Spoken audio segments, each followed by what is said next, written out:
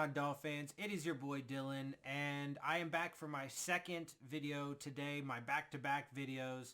Obviously, I just made my recap for the first episode of Hard Knocks, so check that video out. Really loved it, enjoyed it, thought it was entertaining, thought it was very insightful.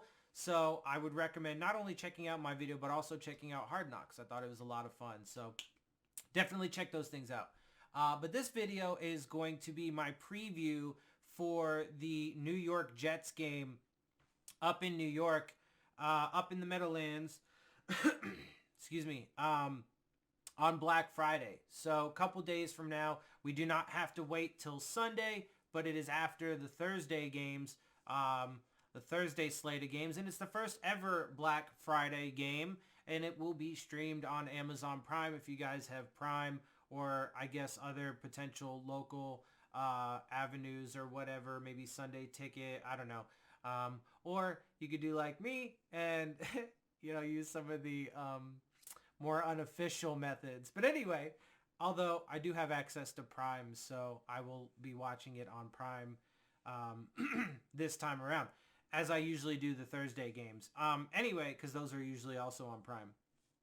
Anyway, so with that, let's go ahead and jump right into it. Obviously, we have this matchup with the Jets. Let's go ahead and pop over to the injury report. Obviously, they still have one more practice of the week, so I'm doing this a little bit early. But as you can see, nobody is, for the Dolphins, listed as did not participate. Everybody is limited, if not full. I mean, pretty much everybody's limited except for Braxton Berrios, but that's good. Braxton Berrios is full, so hopefully he'll be good to go for this upcoming game. But let's take a look at this. So Devon Achane, obviously limited in practice with the knee injury, and he did get the knee was re-aggravated this past game against the Raiders, although it seems, by all accounts, it seems that it was more a scare than anything, and it wasn't really serious because Achane did want to come back in. Mike McDaniel said he could have gone back in the game, but they were just being cautious, which I'm fine with, because we're definitely going to need him. And if he doesn't play against the Raiders, frankly, I'd be fine with that too, even though I would obviously prefer to have him out on the field. But if it means making sure that he's going to be healthy for down the stretch, and I said this in one of my last video, I may have said it in my playoff predictor video, but anyway, any player that they feel, on the fence about, I'm perfectly fine with them erring on the side of caution for the next 4 games. This game, the Washington Commander game, in Washington, the Titans game at home, and then the Jets rematch back down in Miami. So, and I say that because I feel like at the end of the day, most players are going to be available. I think our entire defense is going to be there pretty much on offense. So I feel comfortable going up against these teams that were expected to play and not really worry about a couple guys being out. So if they wanted to keep him out or any of these guys, I would be fine with it. And as long as they're back and ready to go for that Dallas game, because that's the stretch that we're really going to need players to be available. Also, really quick, my biggest concern for this team, for the offense in particular, is the health of the offensive line, because they do have, everybody's banged up. And I mean, as you can see, even Austin Jackson and Lester Cotton are on the injury report now. So, that's not good. But they seem like they're going to be fine. I would expect them to be fine. And obviously at this point in the season, like I said, the biggest reason why I haven't been super worried about it personally is because, we've, for the most part, and in large part due to how they've managed injuries, and been cautious with it, we haven't sustained any real season-ending injuries, right? So, obviously Armstead's going to most likely be battling that the rest of the season. Claypool's obviously got his knee scope that he just had, but If he can't come back this game, likely the next game, so that'll be good. And again, we will be getting some more reinforcements. So Claypool should be coming back soon. Cotton, hopefully it's not a big deal. Hip injury, it's not great as a guard, but hopefully before too long, Robert Hunt will be coming back, so that way Eichenberg won't have to play right guard, and we can get some reinforcements there. And then if necessary, Eichenberg can slot in wherever. Hopefully it's not a big deal with Cotton, but I don't think it is. And he was limited, but he should be good to go, I would think. Tyreek, obviously, with his hand, that got a little banged up, but he said he's fine. He should be good to go. Like I said, hopefully Hunt will be back soon. Ingold, he's been kind of dealing with this all season. And, again, that's probably going to be one of those things that, he's going to be dealing with all season. So hopefully he can just maintain. Obviously, at this point of the season, everybody's banged up and everybody's going to be banged up. And players are going to be playing through some level of injury. Hopefully, though, they can just maintain it. They can be smart with it. And, Mike McDaniel is not only by keeping players out of games when he feels like it, but also by limiting them in practice, right? And, because a lot of these guys, they don't need to be full participants, or they can sit out a day and have a rest day, right? Because it's not a big deal. And they'll be good to go for the game. So, and keeping them healthy is generally more important. That's not to say that they're not involved at all, but limiting them gets them involved in practice, but also lightens the workload. So that way, these players that are going to have to deal with injuries throughout the remainder of the season can maintain them in a fashion that allows them to play on Sundays, or in this case, Friday. Anyway, Austin Jackson with an oblique, but limited, right? Robert Jones, I think he's going to take longer, but they haven't put him on injured reserve. In fact, they did just put Salvan Ahmed on injured reserve. They elevated Robbie Chosen, and Darrington Evans is a running back that they added to the practice squad. So just some roster moves that they made in the last day or so there. But they didn't put Robert Jones on, or Robert Hunt on injured reserve. As a matter of fact, Isaiah Wynn actually is on an injured reserve, but he still, I think, could come back at some point too. So there is a possibility. Robert Hunt, I would expect to be back soon. I don't know if he's going to be back this game against the Jets. Hopefully, I would like that to be the case, especially since, our offensive line is overall pretty banged up and a lot of guys are going to be having to deal with injuries. I would like to be able to get, one of our starters back in the lineup and give our backups some rest, right? Robert Jones, I think, will be a little longer, but he still will likely come back. Mostert, but he's fine. Durham Smythe didn't participate, but then was limited, so hopefully he can go back. I think not having these guys, Braxton Berrios should be good to go. Not having, guys like Smythe and Berrios and, some of these other guys, Claypool, these offensive linemen, sometimes Smythe and Berrios in particular, and like Craycraft, guys like that, they may not seem like they're huge, but they are huge in the overall efficiency of this offense, because they know it to the best. They have the most reps. They're, the better players overall. They're the more detail oriented. They're better at blocking. They're better at this, right? So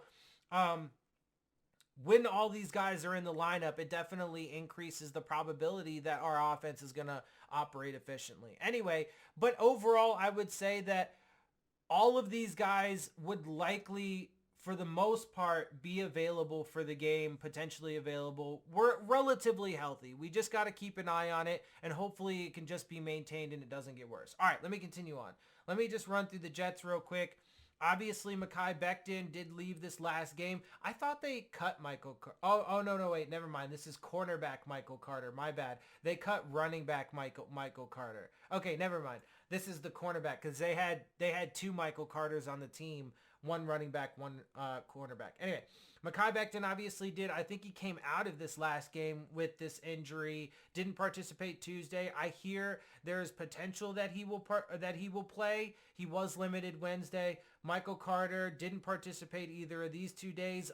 At this point in the week, likely not playing. Sam Eguavoen, we know him.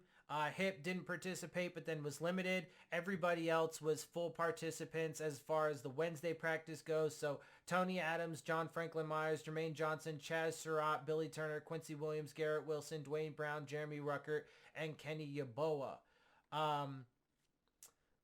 Yeah, so there you have it. I would expect basically all those guys to be available except for maybe Michael Carter, who didn't participate. Obviously, like I said, I'm doing this on Wednesday, so we won't have the Thursday injury report for this video. But anyway, let's go ahead and move on. Before I get into my thoughts of this game, let's take a look at these rankings. So real quick, let's just kind of blow through this. New York Jets, obviously their offense is hot garbage. They're ranked 30th in points per game, 30th in yards, 29th in points per play, 29th in yards per play, 32nd in third down. They are third in fourth down conversion, but I don't think they've had a ton of fourth down conversions because usually they just punt or turn over the ball or something. But anyway, hey, they're third in fourth down conversion percentage, 32nd in red zone scoring, 32nd in touchdowns a game. Just god awful. Their defense is obviously really good though overall, and as you can see in the top half of the league in pretty much every statistical category, the Dams did seem to fucking burst a little bit against the Bills, and that's going to be something to look out for and something I will talk about when I get to my thoughts on this game and how I think it'll play out and stuff. But they do have a good defense, and obviously that is going to be, it's a road game too, so the Dolphins offense will have some struggles likely in communication because it's going to be loud. They're not going to be able to do as much of the, motioning and stuff, and that's been a thing. They do have to figure out a way to get around that. And I think personally, the way that they should do that is when they're on the road, I think that they're one of the primary parts of their game plan should be lean on the run game. Lean on the run game because they are one of the top running teams still in the league. They have the capability to do it. They can be physical. Obviously, if they can get some of their they have Armstead, they have Williams, and they have Jackson. But if they can get their starting guards back, particularly Robert Hunt, then I think it will improve that area too. But they can do it, and they've shown they can do it. So they need to lean on that more, and that will be something I think they should do in this game. But it is going to be tough for our offense. They're 11th in opponent points per game, 11th in opponent yards, 7th in points per play, 4th in yards per play, 20th in third down, so there will be opportunities on third down, and 32nd in fourth down. So if the Dolphins do get in those situations, hopefully if they do get in those situations, they're third and fourth in shorts, and they will have opportunities to convert those and keep the drives alive, especially if they're a little bit smarter than they have been in their play calling. Admittedly, that's one of the areas Mike McDaniel definitely needs to work on, although he has acknowledged it in recent press conferences and stuff. So hopefully he will fix that, and hopefully that'll be an area where he leans on the run game. They're 5th in opponent red zone scoring, which is interesting because the Dolphins are one of the top. We'll get to that in a minute. They've been number 1 the entire season, so in red zone scoring. And then 3rd in opponent red zone touchdowns or touchdowns a game. Let's see, rushing statistics. They're 29th in rush play percentage, 4th in yards a rush, decent, in the run game. At least when they're yards per rush. When it comes to rushes per game, rush yards per game, and rushing touchdowns per game, they're 30th, 23rd, and 30th. Defensively, looks like they do have some struggles here, though. They are 31st in opponent rush play percentage, 19th in yards, 32nd in rushes per game, 30th in rush yards per game, although 5th in rushing touchdowns. Passing statistics, offensively, they pass a lot, which is not surprising, but obviously not good in all those other categories. They are good defensively. And then kicking statistics, turnover statistics, penalty statistics, and time of possession there for you. I'm not going to obviously go through all that, but you can see it. There you have it. And then we'll take a look at the Dolphins and where they stack up. So offensively, obviously, we are still, first basically across the board in almost every category. Points per game, yards per game, points per play, yards per play. Although, again, they do need to get better at their third and fourth down conversion. And I think they could if they, ran it. And look, it's funny because in this past game, right, like people, and rightfully so, complain about their like 3rd and 1, 4th and 1 short yardage play calling and stuff like that, and why they don't run the ball. The interesting thing is that it's not that they can't. They did it actually a number of times in that game. The thing is they did it on 2nd down. If you notice, there were several occasions in that Raiders game where we had like 2nd and 2 or 2nd and 1 or something like that, and they ran the ball up the motherfucking gut and got the first down. So it's not like they can't do short yardage running situations and win. They can. They just got to actually do it and commit to it. Now, I think they need to get Jeff Wilson a little more involved. When Achane is ready to come in, they obviously need to get him involved. And, getting our starting guards back will also help. But they definitely need to be better there. But they're still first in red zone scoring, 73.53%, still over 70%, which is incredible. Still scoring 4 touchdowns a game. 4 touchdowns a game. I mean, that's incredible. Number 1 in the league. Defensively, we're raising up the statistics slowly but surely. And I think this game will help. But, currently 23rd in opponents' points per game, 12th in yards, 25th in opponents' points per play, 12th in yards per play. Excuse me. 11th and 3rd down conversion, 6th and 4th down, so good there. 29th in red zone scoring and 25th in opponents' touchdowns. Got to tighten that up as well. But again, like I said, I think over the next 4 games, the defensive statistics should, theoretically at least, but I do think it will bear out, start to skyrocket, because I think all of these categories will increase. Rushing yards, we're currently 19th in rush percentage. That does need to increase. We do need to be more balanced. They do need to commit to it more in the short yardage situation. But we are first in the league in yards per rush at 5.6, 20th in rushes per game. Again, those statistics need to increase. They need to be more well balanced and lean into it a little more, especially when they're on the road. But rush yards per game, we're second at 143. Touchdowns, 1.7, we're second. Defensively, we're 13th in opponent rush play percentage. 7th in yards per rush. Good there. And it's been improving each and every week. 10th in rush yards per game.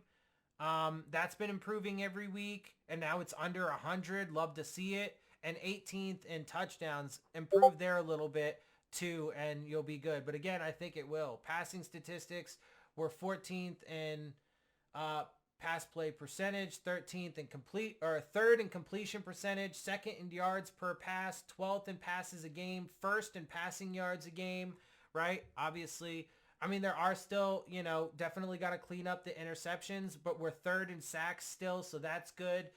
Definitely got to clean that up a bit, but Tua knows it. He talked about it. Defensively, completion percentage 25th. Definitely got to get better there, but we are, and I think obviously, again, over the second half of the season, having that secondary fully healthy is increasing, is going to make that statistic go up in all of these ones, because this has been our defense's weak spot is the secondary, right? 16th in opponents' yards per pass, 17th in passes per game, 14th in passing yards a game, 20th in opponent interception. But again, I mean, with Ramsey back there, I mean, he's got 3 interceptions in the 3 games.